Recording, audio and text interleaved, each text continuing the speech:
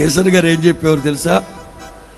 మీ పక్కన వాళ్ళు కనుక స్తుతించకుండా నాటకాలు ఆడుతూ ఉంటే ఏమి తెలియనట్టు ఏమి తెలియట్టు పెట్టి ఇక్కడ పాట ఏమో 1 2 3 4 శతకోటి వందనాలయ్యా.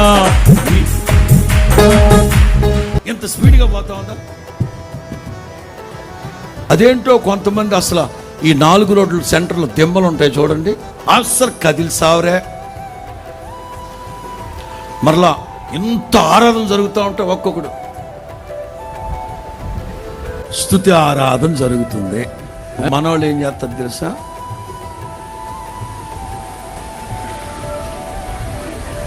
మైమర్చిపోవాలండి సన్నిధిలో.